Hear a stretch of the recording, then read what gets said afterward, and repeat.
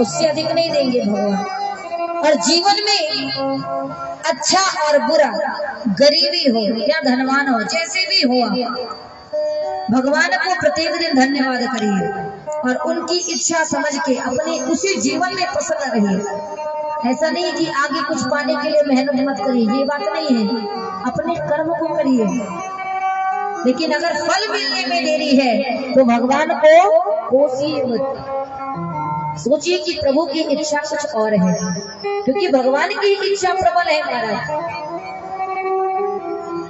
और जीवन में जितना मिलता है, सुख हो दुख हो, वो सब अच्छे के लिए होता है। अगर आपके जीवन में कोई बुरा समय चल रहा है, उसमें आप दुखी मत होइए, वो अच्छे के लिए होता है। इसमें एक उदाहरण मैं आपको देती हूँ कि जीवन में जो होता है अच्छे के लिए होता है। जितने लोग बैठे हैं सभी लोग समझ जाइए। कितने लोग ध्यान से सुन रहे हैं हाथ उठाइए। हाँ, बात मत करिए आपस में, ध्यान से सुनिए। जीवन में जो होता है अच्छे के लिए होता है। इसमें एक बहुत छोटी सी उदाहरण देती हूँ। एक बार राजा अकबर बीरबल के साथ और अपनी सेनाओं के साथ शिकार पे जाते हैं।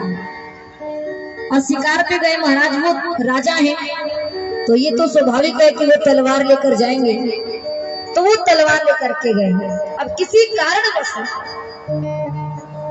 शिकार पे गए हैं, किसी कारणवश उन्होंने तलवार को निकाला, और जैसे ही राजा अकबर ने तलवार को निकाला, उस तलवार से उनके अंगूठे में एक छोटी सी चोट लग गई। थोड़ा सा उनका अंगूठा कट गया, जिसके परिणाम स्वरूप राजा के अंगूठे से रक्त बहने लगा, खून निकलने लगा।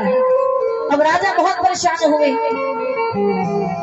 बीरबल की तरफ देखते हैं, कहते इतनी चोट लगी है, वैद्य को बुलाओ, औषधि मंगाओ, हमें बड़ा दर्द हो रहा है, बहुत पीड़ा हो रही है। बीरबल कहते हैं महाराज शांत हो जाइए, जीवन में जो होता है अच्छे के लिए होता है। अकबर कहते हैं कैसा मूर्ख मंत्री है, हमें चोट लगा है और ये हमें उपदेश दे रहा है कि जो होता है अच्छे के लिए होता है।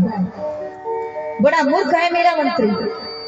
अपने सेनाओं से कहते हैं, सेनापति से कहते हैं अकबर कि बीरबल को अपने राज्य में ले जाओ, क्योंकि जो राजा का नहीं हुआ, जो हमारा नहीं हुआ, वो किसी और का क्या होगा। अकबर कहते हैं इसे राज्य में ले जाओ और रात भर इसे कोड़े मरवाना, और जब सुबह हो तो इसे फांसी के फंदे पे लटका देना, क्योंकि हमें चोट लगी है और ये बार बार कह रहा है कि जीवन में जो होता है अच्छे के लिए होता है। अब ये बात तो अकबर ने कहा, सारी सेना बीरबल को लेकर के चले गई। कहाँ गए? अकबर के राज्य में। अब यहाँ पे अकबर अकेले हैं, शिकार पे कौन है?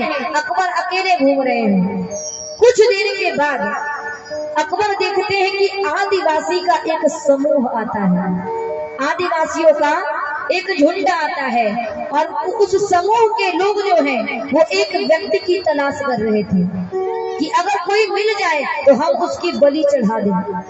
और इधर उधर ढूंढते हैं, मिलता कौन है? आदिवासियों को मिल जाते हैं राजा अकबर। जीवन में जो होता है अच्छे के लिए होता है, इस बात को आप सभी सुनिए।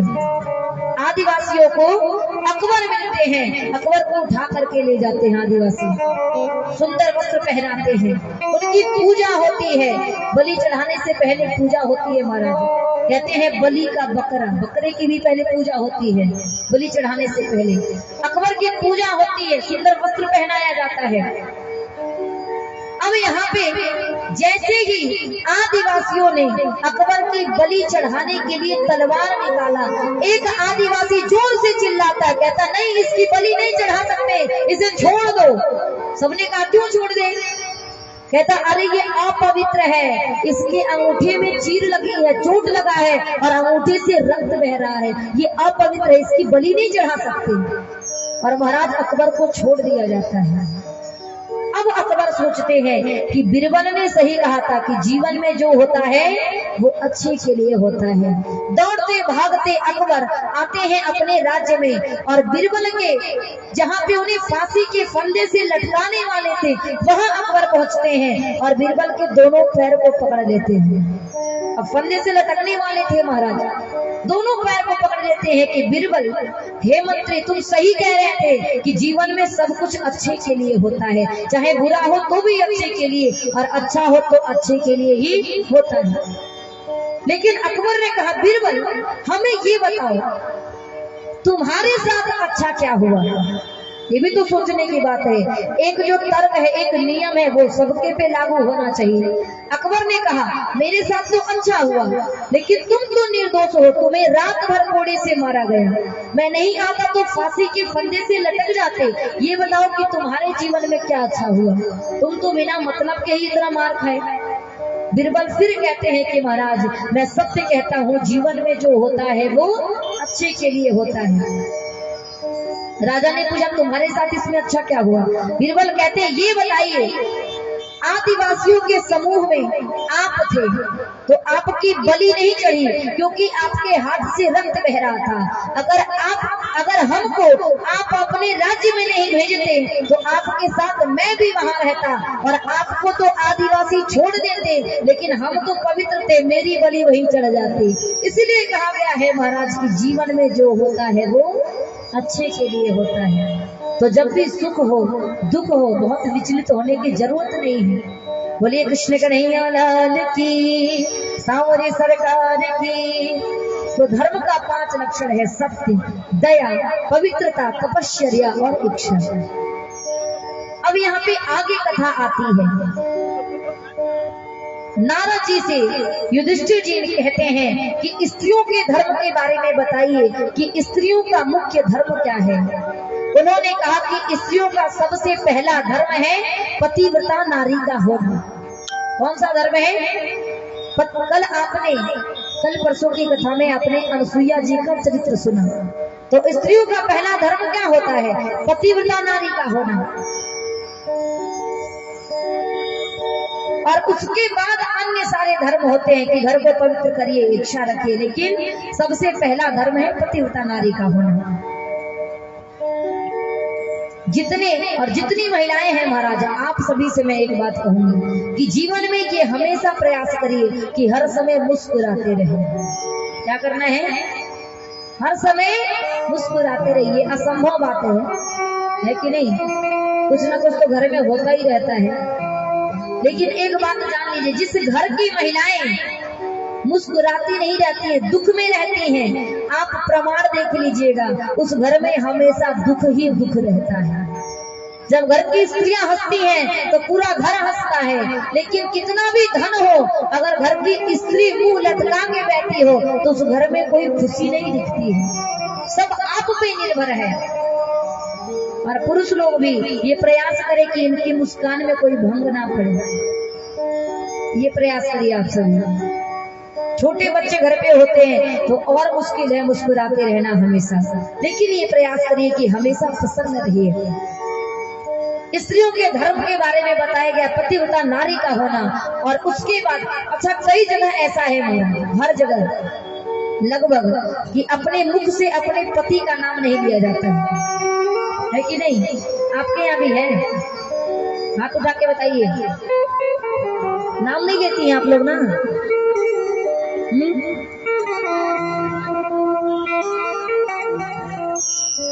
सब लोग हाथ उठाइए।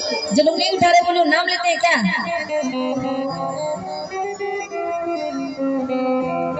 अपने पति का नाम अपने मुख से नहीं लेना चाहिए। शास्त्रों में कहा गया है कि जो महिलाएं अपने पति का नाम लेती हैं उनके पति की आयु कम होती है, इसलिए अपने पति का नाम नहीं लेना चाहिए मुख से। इसमें एक कथा आप सभी के लिए मैं सुनाऊंगी।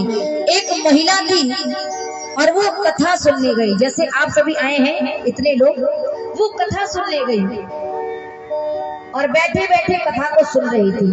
अचानक से व्यास जी ने, ब्राह्मण देवता ने, कथा में भजन गाना शुरू किया।